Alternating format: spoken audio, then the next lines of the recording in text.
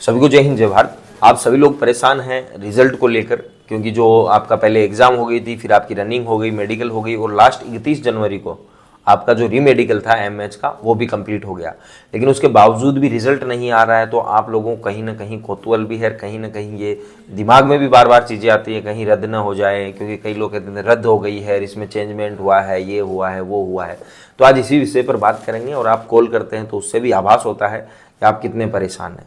तो सबसे पहली चीज़ जो है जिसका आपको सबसे ज़्यादा ध्यान रखना है वो ये है, आर्मी में आपने फिजिकल क्वालिफाई कर लिया है, मेडिकल क्वालिफाई कर लिया है, तो सबसे जो बड़ी चीज़ है वो ये है कि आपको अपने शरीर का ध्यान रखना होगा। और भर्तियों की तरह नहीं है कि रेलवे है, पटवारी है, इनमें एग्जाम फॉर्म भरे जाते हैं 2 साल पहले, बाद में 3 साल बाद इनकी एग्ज़ाम होती है, 4 साल बाद इनकी ज्वाइनिंग मिलती है। आर्मी में कट टू कट काम चलता है। पहले रिटर्न हुआ, फिर दौड़ हुई, दौड़ के बाद मेडिकल हुआ, मेडिकल के बाद में आपका डायरेक्ट जो रीमेडिकल होता है वो चलने लग जाता है, और उसके बाद में आपका रिजल्ट आ जाता है। अब रिजल्ट कितने दिन में आता है, रिजल्ट कब डिक्लेयर होगा, इसकी एक समय सीमा लास्ट आप मानो तो है 45 दिन। 45 दिन के अंदर अंदर जो है आपका आर्मी का रिजल्ट आ जाता है। अब बात करूँ कि अभी जो रिजल्ट है वो कब आएगा, तो फरवरी लास्ट में आपका रिजल्ट आ जाएगा। और ये समय क्यों लगता है, समय इसलिए लगता है कि आपने जो डॉक्यूमेंट दिए थे उनका वेरिफिकेशन चलता है। डॉक्यूमेंट वेरिफिकेशन होने के बाद आपका जो है रिजल्ट डिक्लेयर किया जाता है। जैसे किसी ने एनसीसी बी है ही नहीं, बी लगा रखा है, कहीं से फर्जीवाड़ा करके बनवा रखा है, तो वो सारी चीज़ें जांच होके और फिर फाइनल मेरिट लिस्ट बनती है। 45 दिन का टाइम इसलिए मिलता है क्योंकि इसमें अगर 6 महीने का 1 साल का टाइम लगाते हो तो जो आपका फिजिकल है वो वैसा नहीं रहता। किसी की उंगली टूट जाती है, किसी का पैर टूट जाता है, किसी का हाथ टूट जाता है।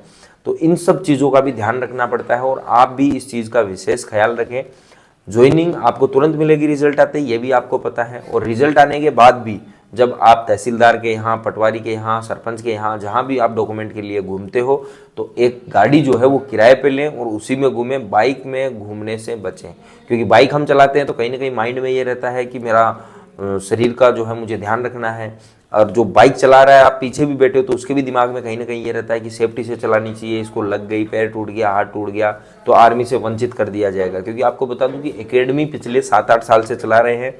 ऐसे कई बार ऐसी घटनाएं हुई हैं बच्चों के साथ कि ज्वाइनिंग से 10 दिन पहले पैर टूट गया, कि मोच भी आ गई आपको, तब भी आपको समस्या आ जाएगी। तो इस समय घर पे रहो, सुरक्षित रहो, लड्डू खाओ, अपने माता पिता के साथ टाइम स्पेंड करो। और ये कि बुरी चीज़ और है, कोई ननियाल भागता है, कोई भाजी के यहाँ भाग रहा है, कोई बहन के यहाँ भाग रहा है, इन चीज़ों पे भी आप लगाम लगाओ। वो मासी, नानी, नाना सब वहीं मिलेंगे, लेकिन रिजल्ट आने से पहले और ट्रेनिंग से पहले जो है प्रॉपर अपने शरीर का ध्यान रखो। अगर ये उंगली भी टूट गई है तो आपका ये मान लो सपना टूट गया है, तो घबराने की आवश्यकता नहीं है।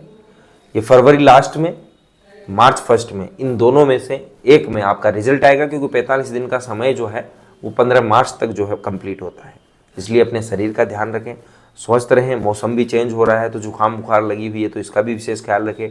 अपनी डाइट का प्रॉपर ध्यान रखें, क्योंकि आपने उल्टा सीधा कुछ खाया है, शादियों में आँख के पास फटाका किसी ने छोड़ दिया, यहाँ पे जख्म हो गया, यहाँ पे जख्म हो गया, कुछ भी हो गया, कान का पर्दा फट गया और हो गया, तो नॉर्मल जो रीमेडिकल होता है उसमें भी बाहर हो जाओगे। इसलिए इन चीज़ों से बचे। शादी विवाह का माहौल है, खाने में आपने उल्टे सीधा खा रखा है, आप भयंकर बीमार हो गए, पानी जरा जिसको बोलते हैं अपन वो हो गया, पीलिया हो गया किसी को, तो समस्या आ जाएगी। ज्वाइनिंग में बड़ी परेशानी हो जाएगी, शरीर में हिम्मत नहीं रहेगी, तो अग्निवीर में ट्रेनिंग के सेशन में भी आपको आउट किया जा सकता है। इसलिए प्रॉपर जो घर पे अपना खाना बनता है उसी पे फोकस रखें और ध्यान से रहें। Love you all. जय हिंद, जय भारत।